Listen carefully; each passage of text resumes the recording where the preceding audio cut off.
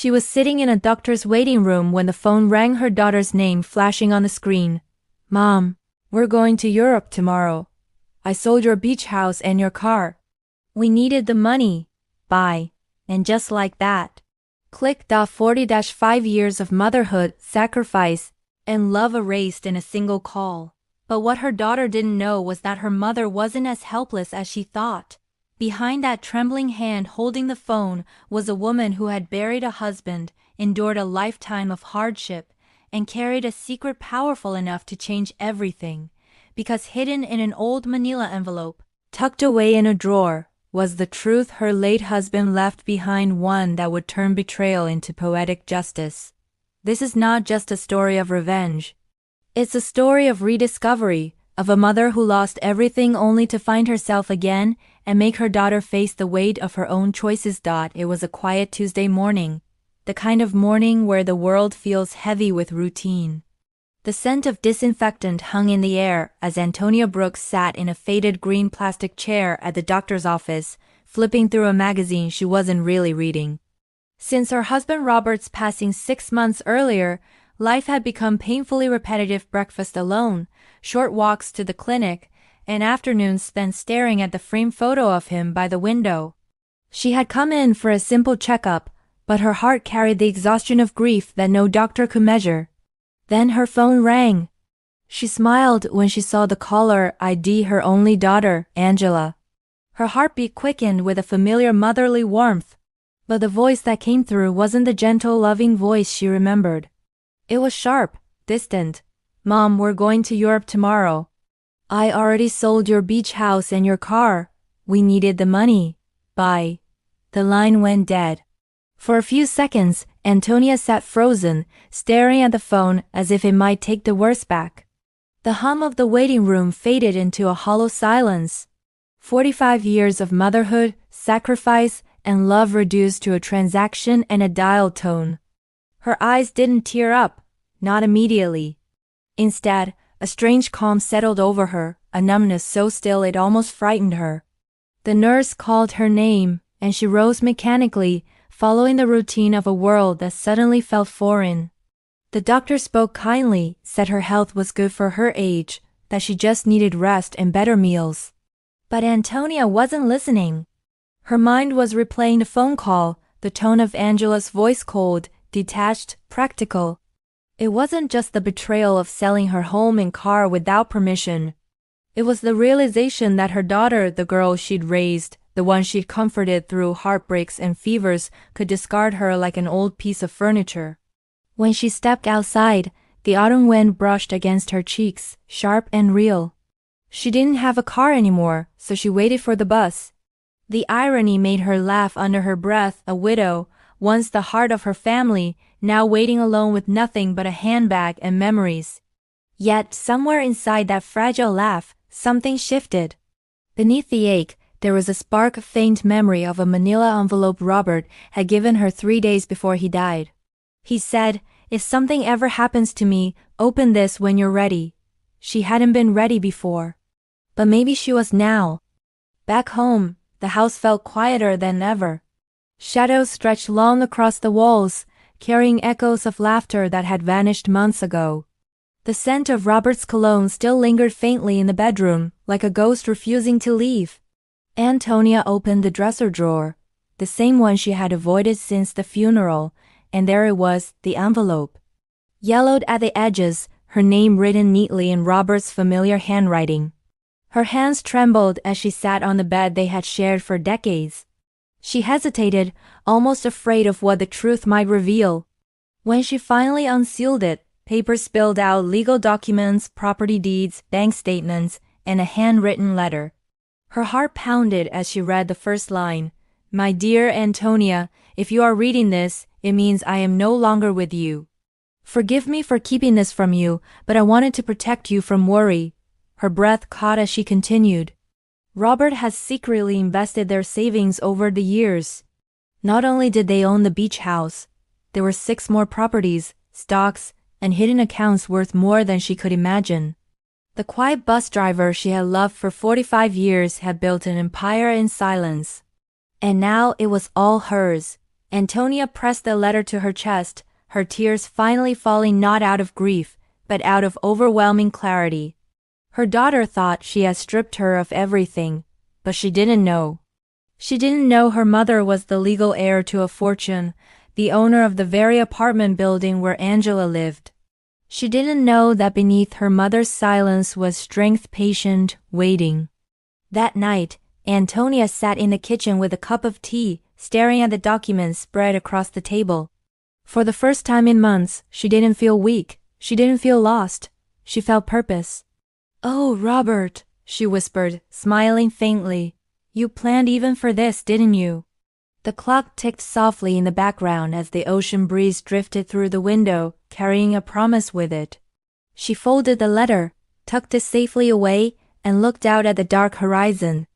Tomorrow, she decided, the widow everyone pitied would begin a new chapter, one where she wouldn't be the victim.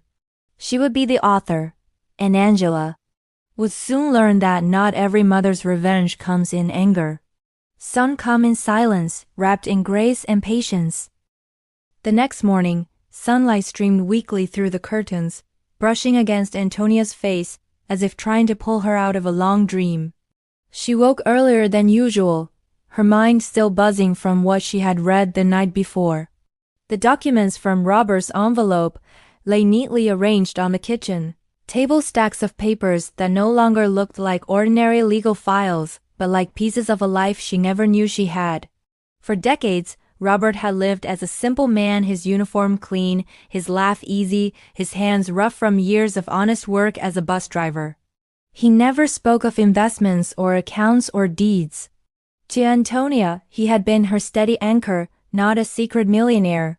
She remembered their last breakfast together, the way he'd kissed her forehead, the way he poured her coffee with that soft smile. "You're the best part of my every morning," he had said.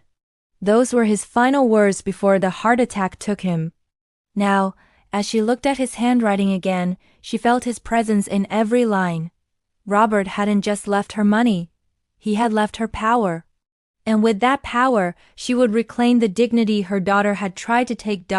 Antonia spent the morning rereading every document, tracing Robert's meticulous notes and instructions. He had detailed everything, the properties, the companies, the investments. There were even small handwritten reminders.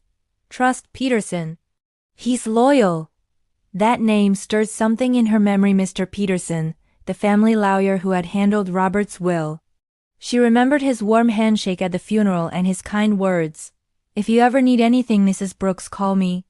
Back then, she hadn't imagined she'd ever need anyone again, but now she did. She decided she would call him not for comfort, but for strategy. Still, before she reached for the phone, she paused. The air in the house was heavy with silence, the kind of silence that comes when life gives you a second chance. She realized she couldn't rush this. Every move needed to be deliberate, quiet, and unseen. Angela believed she had left her mother destitute, alone, powerless. That illusion would be her greatest weapon. "Let her think I'm broken," Antonia whispered to herself. "Let her think she's won. Because when people believe you have nothing left, they never see you coming." The first call to Mr. Peterson was cautious. "Mrs. Brooks," he said, his voice carrying both surprise and warmth. "It's wonderful to hear from you. How are you holding up?" Antonia smiled faintly. "Better than most people think." She told him about the envelope, about the documents Robert had hidden, and about Angela's betrayal. There was a long silence on the other end before he spoke again, this time slower, more deliberate.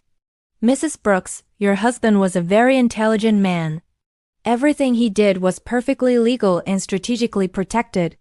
If these papers are what I think they are, you are the rightful owner of a considerable estate." His tone softened. "You don't need to worry. We'll make sure everything is under your control." Antonia nodded to herself. "Mr. Peterson," she said quietly, "I don't want my daughter to know anything." "Not yet. I want you to handle everything discreetly." The lawyer hesitated. "Are you sure?" "Completely," she replied. "There's something she needs to learn, and she won't learn it through anger or revenge.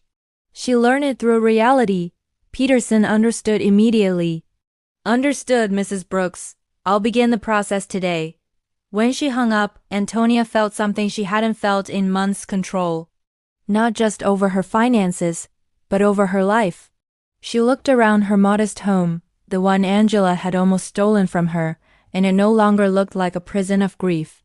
It looked like the base of operations for a woman who was about to take her life back. She brewed herself a cup of tea and stepped onto the porch, the late afternoon light spilling across the street. Children played in the distance, their laughter echoing through the neighborhood, and for the first time in a long time, Antonia smiled without sadness. She wasn't the helpless widow anymore. She was a woman reborn through pain, sharpened by betrayal, and guided by the love of a husband who had prepared for her even in death. "Robert," she whispered softly, gazing at the horizon. "I'm ready now." The ocean breeze brushed her face gently, almost as if her husband's spirit was answering her call. Somewhere in Europe, her daughter was laughing with her husband, believing she had outsmarted her mother. But life has a way of turning tides. And soon, very soon, Angela Brooks would realize that every action, especially betrayal, comes with a consequence. For days after finding the letter, Antonia lived between two worlds: the visible one where neighbors pitied her as a frail widow, and the hidden one where she quietly strategized her rebirth. Each morning she made tea at the same kitchen table where Robert's documents now rested in tidy stacks. The papers were no longer symbols of loss, but of purpose. She had gone from a woman abandoned by her own daughter to the silent owner of a small empire. The irony was not lost on her. She moved through her home differently now, calmer, sharper, deliberate. Every photograph on the wall reminded her of what she had given to Angela: birthdays, graduations, sleepless nights during fevers, the sacrifices that had shaped her life. And yet her daughter had traded it all for a trip to Europe and a promise whispered by a man who saw only profit. Antonia felt anger stir in her chest, but she refused to let it consume her. "No," she murmured, "anger clouds the mind. I'll need clarity for what's coming." She had no intention of confronting Angela. Not yet. There were better lessons than shouting.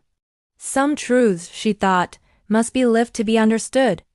Mr. Peterson worked quietly, moving between his office and the courthouse, ensuring every one of Robert's investments was transferred legally and discreetly into Antonia's control. Every few days, he called with updates, each one another brick in the fortress she was rebuilding around her life. "Mrs. Brooks," he told her one afternoon, "I've confirmed your ownership of 6 properties and multiple business shares. You're in a far stronger position than you realize." Antonia thanked him, her voice steady, but when she hung up, she exhaled with trembling relief.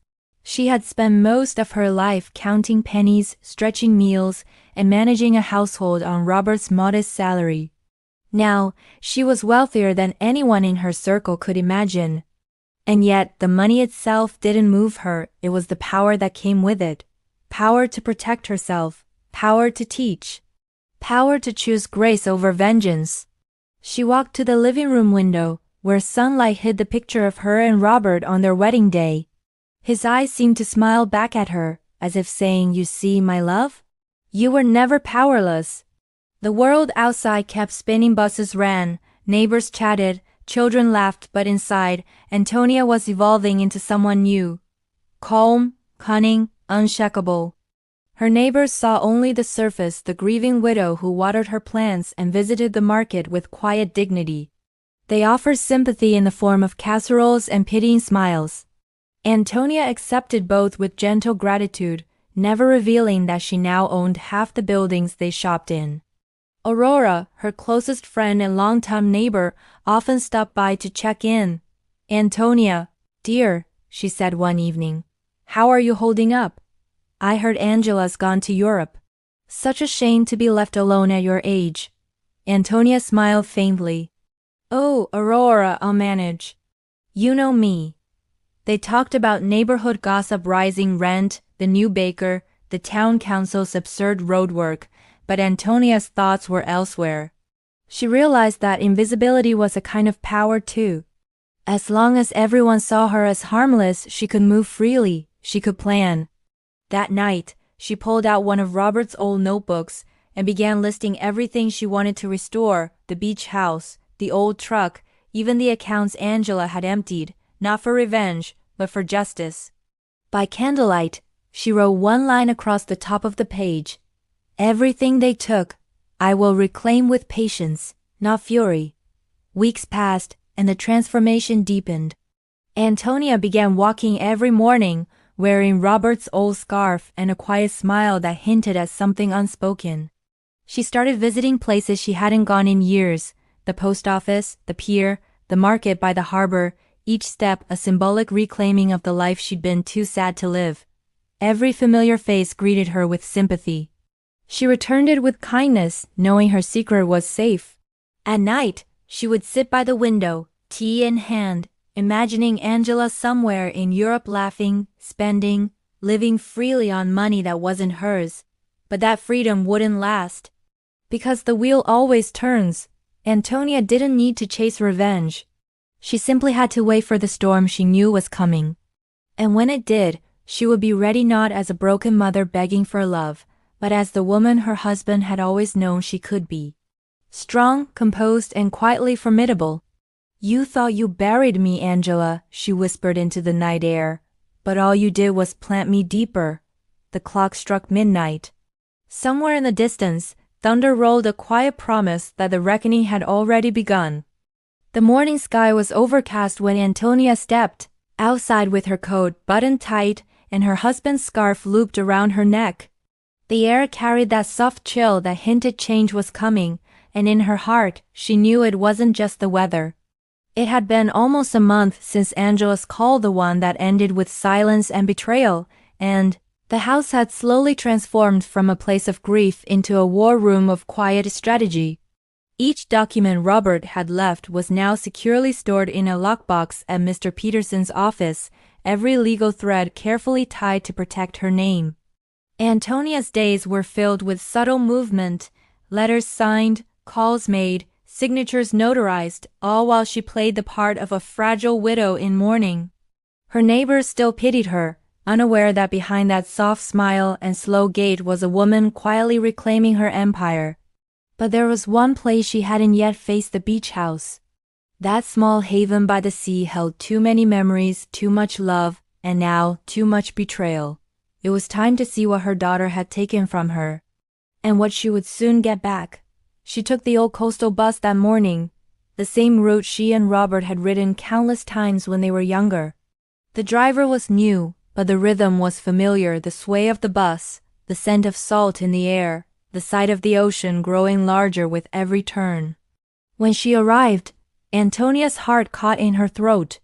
The cream-colored house still stood by the shoreline, but something was different. New curtains hung in the windows, and the garden Robert once tended was stripped bare. A young couple stood outside, speaking with a man in a gray suit. She approached slowly, introducing herself as a neighbor. The man turned, polite but weary. "You must be Mrs. Brooks," he said. "I'm so sorry about the confusion. We were told the sale was urgent because the previous owner, because you were sick." Antonia's chest tightened. "Is that what they said?" He nodded apologetically.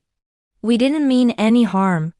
The realtor said your daughter was handling everything."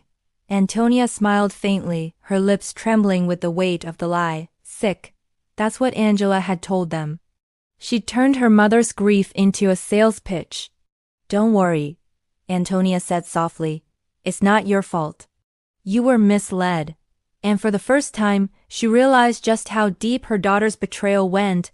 It wasn't just greed. It was the rewriting of her story.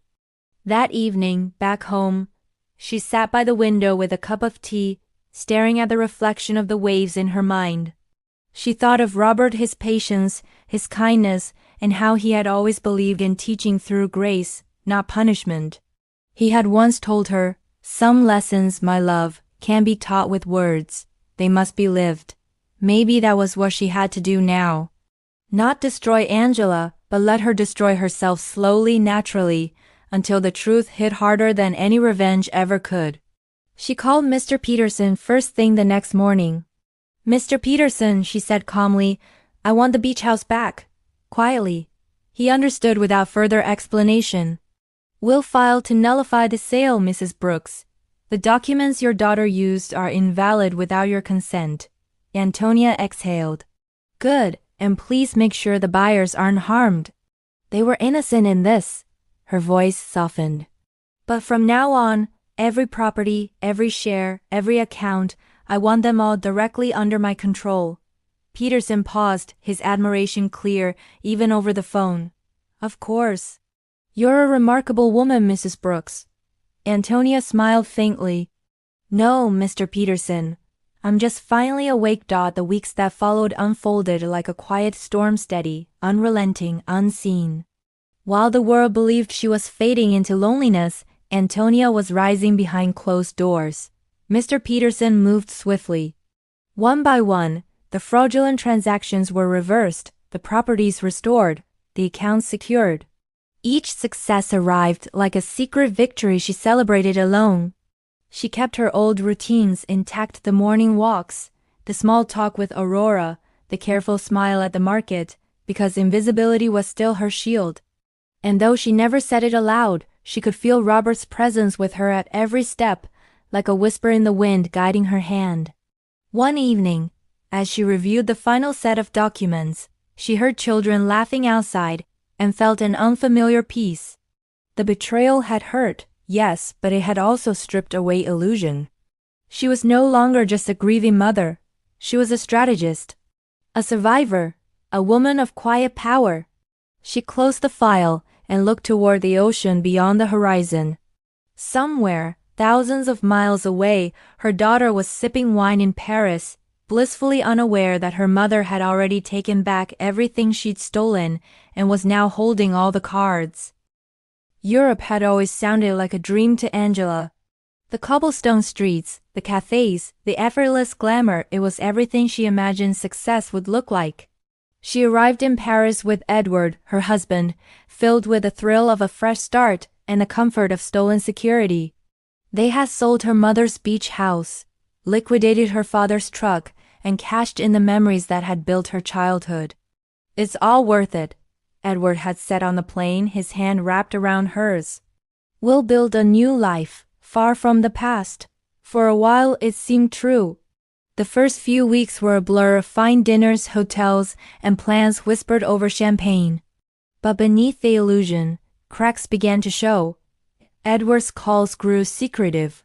Money started disappearing faster than she could track it.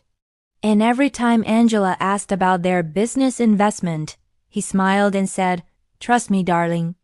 You'll thank me soon." She had trusted him with everything: her future, her marriage, even her mother's dignity, and yet, late at night, as she looked at the Eiffel Tower from the hotel balcony, a small, quiet voice inside her whispered, "You've made a mistake." 2 months in, the fantasy collapsed. The European investment Edward had promised turned out to be a lie, a smokescreen for debts he'd been hiding for years. Angela found the truth by accident when a French banker called their hotel room, asking about an unpaid loan. "Madame Brooks," the voice said, "your husband has not made payments for 6 months. The property is under investigation." Her stomach turned cold. When Edward returned that evening, she confronted him. The argument that followed shattered whatever was left of their love. "You don't understand how business works," he shouted. "This is just a temporary setback. You used my mother's house, Edward, my childhood home." She cried, "You lied to me." He paced the room like a caged animal. "I did what I had to do. You wanted the dream, didn't you?" His words struck her harder than any slap could. For the first time, Angela saw him clearly, not as the charming man who once made her laugh, but as the manipulator who had used her love and her mother's trust to feed his greed. That night, she sat alone on the hotel floor, surrounded by unpaid bills, half-packed suitcases, and the realization that her entire life had been built on deceit. By the 3rd month, the money was gone.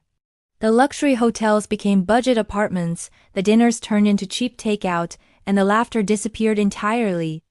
Edward stopped coming home some nights, always with excuses, meetings, clients, opportunities. Angela stopped asking questions.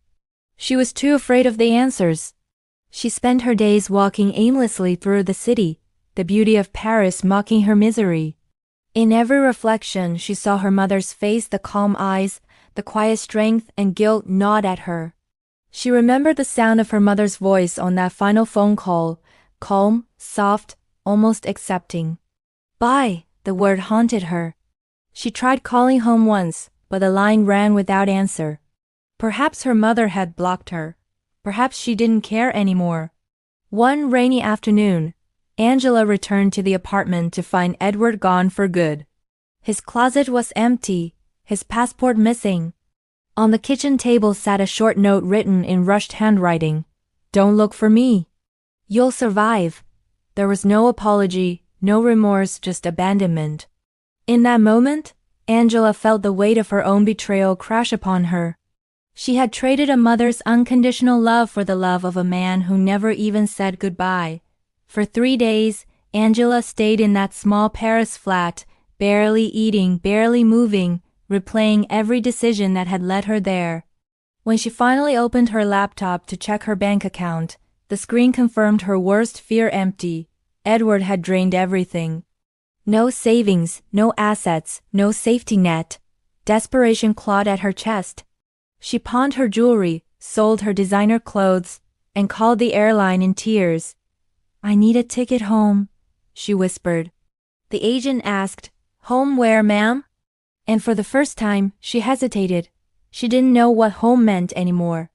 Not after what she had done. Still, she booked a flight back to the US, clutching the last few bills she had left. On the plane, she sat by the window and stared into the clouds, haunted by memories of her mother's laughter in the kitchen, of the beach house at sunset, of the smell of her father's truck after a summer drive. She pressed her hand to her mouth to muffle the sob that escaped. For the first time in her life, Angela wasn't running toward a dream, she was running from the wreckage she had created. And somewhere across the ocean, her mother, calm and patient, was already waiting for the storm she knew would come home to her doorstep.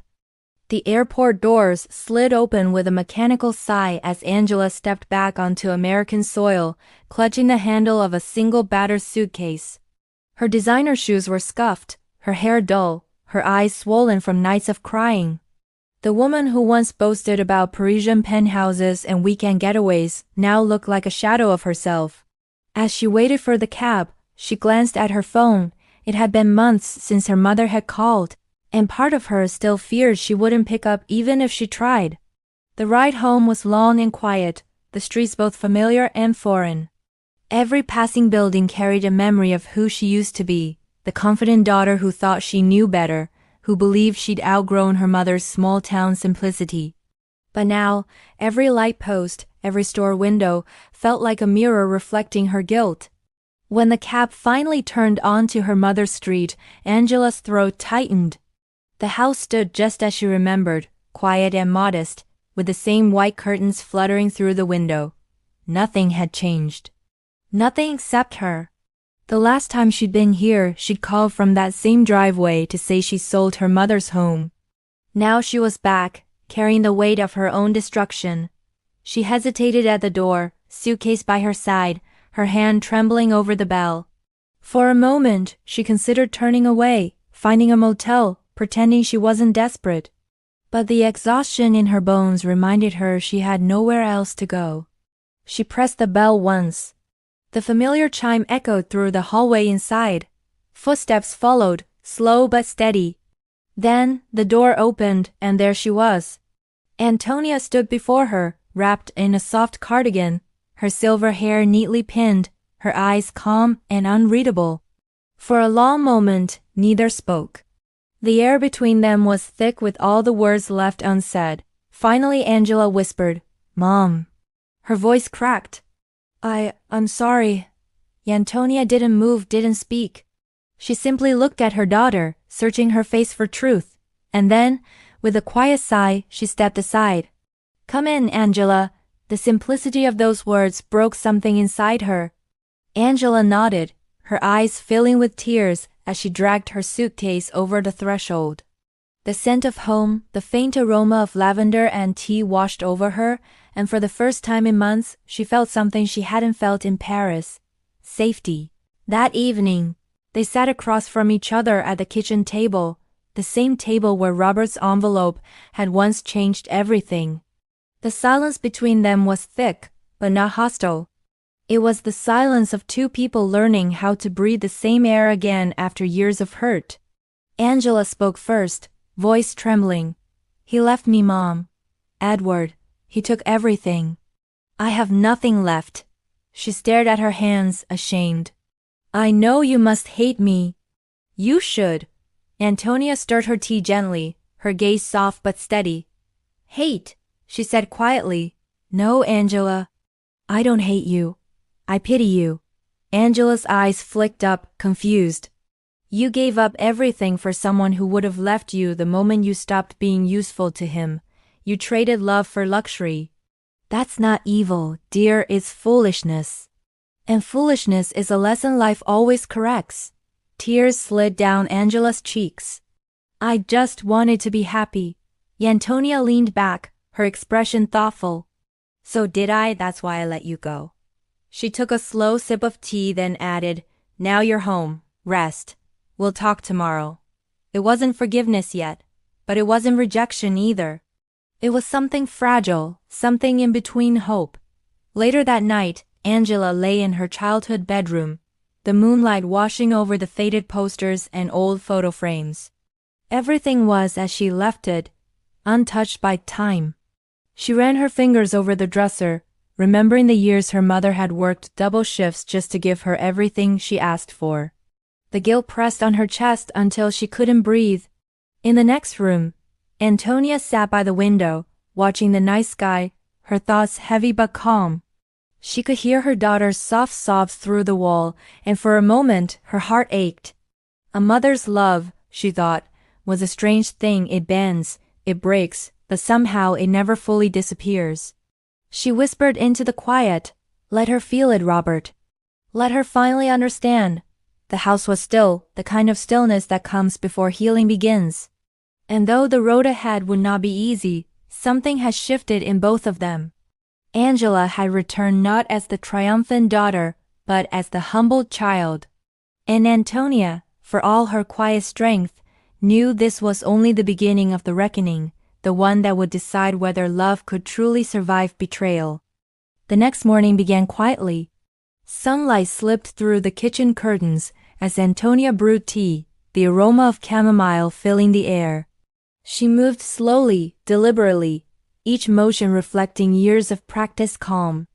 Across the table sat Angela, her eyes swollen from crying, her fingers nervously tracing the rim of her mug. Neither spoke for several minutes. The silence wasn't cold, it was contemplative, like two souls standing on opposite shores, deciding whether to build a bridge or burn what remained. Finally, Antonia said softly, I've been waiting for this day. Angela looked up, startled. For me to come back? Antonia nodded. Yes, but not the way you imagine. I knew you'd return not because you wanted to, but because life would bring you back when you had nowhere else to go. Her tone wasn't cruel. It was matter of fact, seasoned with a wisdom Angela couldn't argue with. Mom, I was wrong, Angela whispered, her voice breaking. I thought I was doing what was best for me. I didn't think. No, you didn't, Antonia interrupted gently. But now you're here. And maybe now, you'll start thinking differently. Her words didn't wound, they opened. It was the beginning of something that could heal if both allowed it. After breakfast, Antonia disappeared into her room and returned holding a small wooden box. She placed it on the table between them.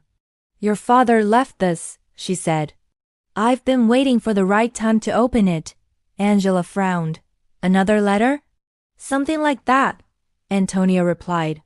She unlocked the box, revealing a folded envelope and a small silver key. He wrote this before he died. I never opened it because I wasn't ready. She paused, her eyes glistening. But now I think both of us need to hear what he had to say. With trembling fingers, she unfolded the letter and began to read aloud. Robert's handwriting, strong and familiar, filled the page. To my girls, if you're reading this, it means I'm gone. Angela, my sweet child, remember this.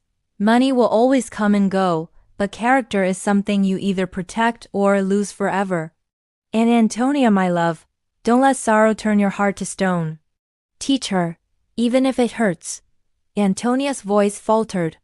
Angela covered her face with her hands, tears streaming silently.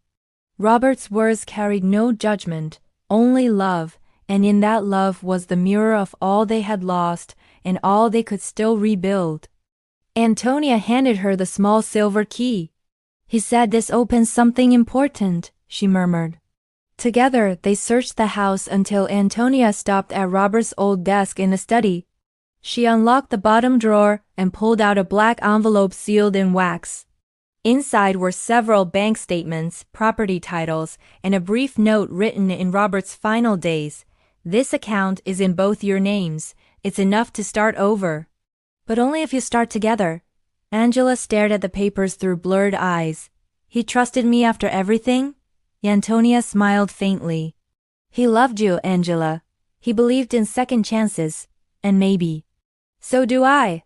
For the first time in months, the two women embraced not as victim and betrayer, but as mother and daughter. The hug was fragile, uncertain, but real. It wasn't forgiveness yet, but it was its first spark. Angela whispered into her mother's shoulder, I don't deserve this. Antonia stroked her hair gently. No one ever does. Forgiveness isn't earned, it's given. When they finally pulled apart, something invisible had shifted. The air felt lighter, freer. The ghosts of their mistakes had begun to fade, making room for something new. That evening, Antonia sat alone on the porch, watching the sunset dip into the horizon, painting the sky in shades of gold and rose. She thought of Robert, of the quiet brilliance in his final message. His lesson had worked not through anger or punishment, but through love's enduring patience.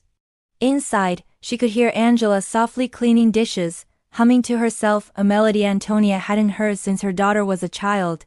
It made her smile. The journey ahead would not be simple. Forgiveness never was. There would be trust to rebuild, boundaries to set, and truths still to be faced. But for the first time, Antonia didn't dread tomorrow. She was no longer a mother grieving betrayal, nor a woman seeking revenge. She was a teacher, guiding her daughter back to herself. And as the wind carried the scent of sea salt and blooming jasmine, she whispered into the twilight, Thank you, Robert. You've brought her home. The ocean answered with a soft hush, as if blessing their fragile peace. For the first time in a long while, Antonia felt whole again, not because the pain was gone, but because she had finally learned to hold it with grace. The days that followed took on a quiet rhythm. Angela woke early, made tea for her mother, and spent the mornings helping with chores she once thought were beneath her. There was humility in the way she folded laundry, in how she listened instead of speaking, in the stillness that replaced the arrogance that once defined her. She had lost everything, her husband, her wealth, her illusion of control, but in that loss, she was beginning to find something she never knew she needed, peace. One afternoon, she asked softly, Mom, do you want me to look for work? Antonia glanced up from her knitting. If you want to rebuild, you'll have to start small. Real work has a way of fixing the spirit. Angela nodded. It wasn't the answer she expected, but it was the one she needed. That evening, she walked into town and found a job at the local bakery. It paid little, but when she returned home covered in flour, smelling of sugar and sweat, Antonia smiled. You look alive, she said. Angela laughed quietly, realizing her mother was right. Sometimes you have to be stripped of everything before you can feel human again. At first, the job was humiliating.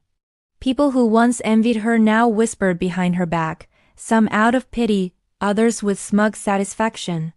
The woman who once flaunted her luxury handbags now spent her mornings kneading dough and her evenings sweeping floors. But there was something honest about it, something grounding.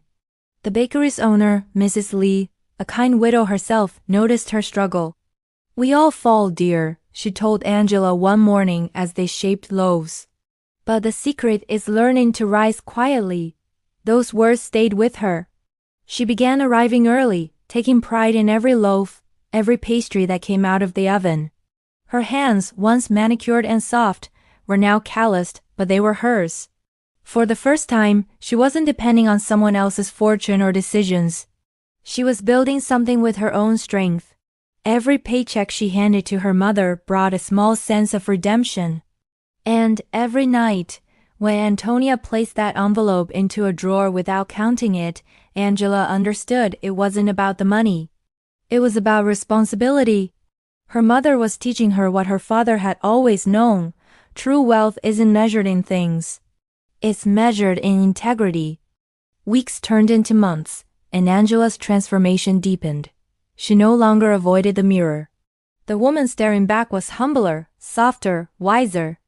The resentment that had once clouded her heart was replaced by gratitude. She began spending evenings with Antonia in the garden, listening to her stories about Robert, their love, their struggles, their quiet victories. He always said you were stubborn, Antonia teased one night, smiling. Angela laughed. I guess I proved him right. Their laughter drifted into the warm air, mixing with the scent of jasmine and the hum of cicadas. But beneath the laughter, Angela felt a quiet ache, a realization of how much time she had wasted chasing a life that was never real. Do you ever think he'd forgive me? She asked. Antonia looked toward the stars. He already did. Your father loved you too much to hold a grudge. The question is, can you forgive yourself? Angela didn't answer right away. She simply nodded, a tear slipping down her cheek. In that silence, her mother reached across the table and squeezed her hand. That touch said what words couldn't. You're already halfway there, Da. By the time spring arrived, the house no longer felt like a place haunted by the past, it felt alive again. Flowers bloomed in the garden, laughter filled the rooms, and the tension that once lived in the walls had dissolved. One evening, Angela came home from work with 2 loaves of fresh bread and a small envelope in her apron pocket. What's that? Antonia asked. Angela smiled shyly. My first savings. I thought maybe we could use it to visit the beach house. Antonia's eyes softened. You want to go back there? Yes, Angela said, her voice steady. I want to see what I destroyed and maybe what we can rebuild. For a long moment, Antonia said nothing. Then she nodded, a faint smile touching her lips. All right. We'll go. As they sat together in the glow of the setting sun, Angela felt something she hadn't felt in years, a quiet joy, fragile but real. Rock bottom had stripped her bare, but it had also taught her how to see beauty in the simplest things. A warm loaf of bread, her mother's laughter, and the peace that comes when you finally stop running from yourself. The drive to the beach house was quiet, filled with the rhythm of the ocean breeze and the hum of distant waves. Angela sat in the passenger seat, her hands resting nervously in her lap as the coastline appeared on the horizon. She hadn't been back since the day she sold it, since the betrayal that changed everything. Antonia, calm behind the wheel, said nothing, her gaze steady on the road. When they finally arrived, Angela's breath caught. The house looked almost the same, painted white, windows gleaming in the sun, but it felt different now, as if time itself had cleansed it of the shame that once lived there. Antonia stepped out, the sea wind catching her hair, and walked toward the porch. You know, she said softly, your father loved this place more than anywhere else. He said the ocean reminded him that nothing we build truly belongs to us. The tide always returns what it's meant to. Angela followed her inside, her heart pounding. The familiar scent of salt and wood brought back years of laughter, birthdays, and quiet mornings. But now, it all felt like a memory borrowed from another life. Mom, she whispered, her voice trembling, why did you bring me here? Antonia looked at her daughter for a long moment before answering. Because it's time you know the whole truth. She reached into her bag and pulled out a folder. Angela frowned as her mother handed it to her. Inside were legal documents, bank statements, and these all in Antonia's name. I don't understand, Angela said. I thought you lost everything. Antonia's lips curved into a faint, bittersweet smile. That's what you were meant to think. She paused, her voice steady but laced with emotion. Your father left me everything, Angela. Every property, every account, every investment. I knew about your betrayal the moment it happened. I just chose not to stop you. Angela's eyes widened in disbelief. You let me do it? Antonia nodded. Yes, because I wanted you to learn what happens when you confuse love with possession. I could have stopped you with one phone call, but you needed to fall, not to be punished, but to understand what you threw away. Angela's tears came quickly now. You let me destroy myself? Antonia's voice softened. No, darling. I let life teach you. That's what real love does. It steps back when saving someone would only make them weaker. Angela stood there, shaking, her heart pounding with guilt and awe. She sank into a chair, her mind reeling. All this time. You knew everything, she whispered. Antonia nodded. And while you were away, I rebuilt what you sold. Quietly, patiently. Every house, every account. You thought you'd taken my security, but all you did was show me how strong I'd become. She reached across the table and placed her hand over her daughter's. You see, Angela, I wasn't angry because I understood. I've been where you are, the hunger for more, the fear of being ordinary, the desire to prove something. But I learned something your father tried to teach both of us. Peace isn't found in what we take. It's found in what we can still give when everything is gone. Angela sobbed openly now, her shoulders shaking. I don't deserve your forgiveness. Antonia squeezed her hand gently. Forgiveness isn't about deserving. It's about choosing to love despite the hurt. And today, I choose peace for me and for you. The ocean outside roared softly, as if echoing the truth that had finally been spoken aloud.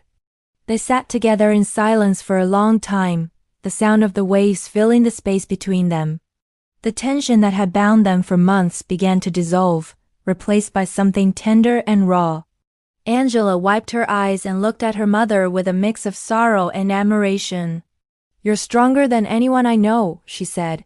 Antonia smiled faintly. I'm not strong, my dear. I'm just stubborn enough to keep loving. She rose from her chair and opened the back door, letting the sea breeze rush through the house. Come, she said softly. Your father's ashes are scattered out there.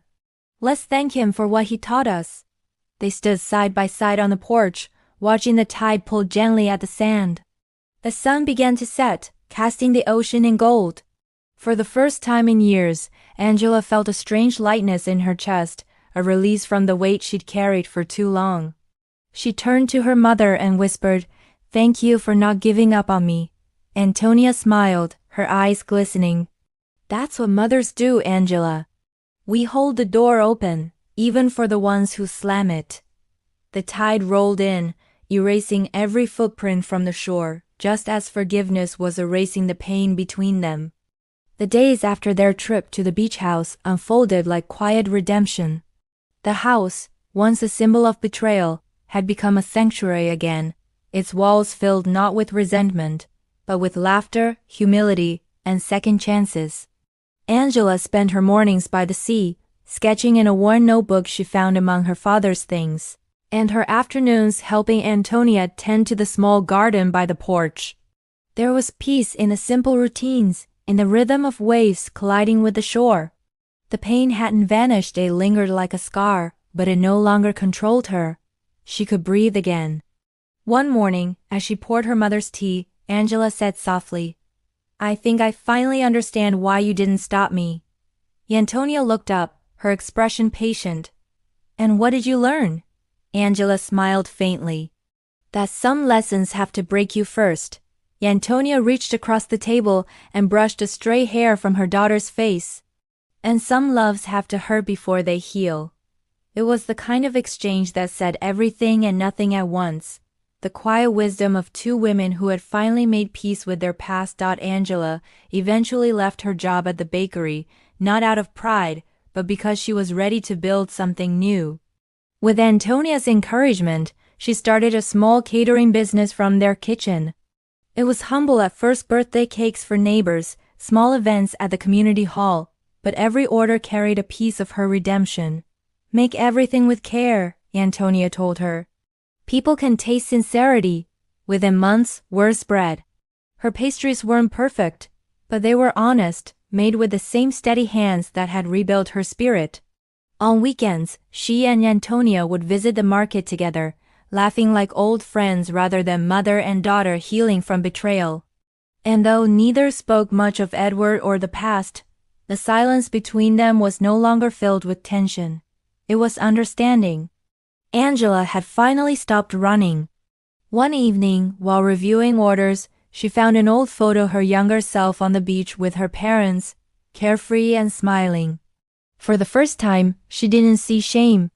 She saw a reminder of who she was before greed took her off course and who she was becoming again. Antonia too was changing. The years of loss and heartbreak had aged her gently, softening rather than hardening her. She began volunteering at a local community center, offering counsel to widows who, like her, were learning how to live again. You'd be surprised, she told Angela one night, how many women carry grief like it's a duty. Angela listened, admiration shining in her eyes. You've turned your pain into purpose, she said quietly. Antonia smiled.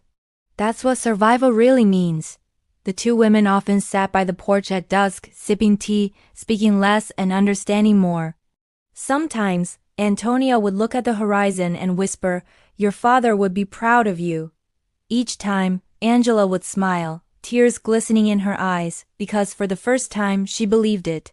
The woman she had become wasn't flawless, but she was real, grounded, grateful, and wise.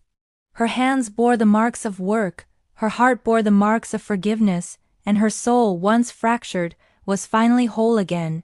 Years later, on a calm summer morning, Antonia stood on the beach alone, her hair silver white beneath the golden sun. She closed her eyes, feeling the same breeze that had once carried her husband's laughter, the same waves that had erased their pain. Behind her, Angela approached, holding 2 cups of tea. "I made your favorite," she said, her voice warm. They stood side by side, watching the horizon where sea met sky. "Do you ever think about him?" Angela asked. Antonia smiled softly. "Every day. But it's different now. I don't miss him with sorrow, I remember him with gratitude." Angela nodded. "He taught us everything, didn't he?" "He did," her mother replied. "But you taught me something too, Angela. What's that?" Antonia turned to her, eyes shimmering with pride. "That even the deepest wounds can bloom into something beautiful if we let them." The two women stood in silence, the ocean whispering around them, the past finally at peace. And as the sun rose higher, painting their faces in gold, it was clear that the story had come full circle, not of loss and betrayal, but of love that had endured every storm and still found its way home.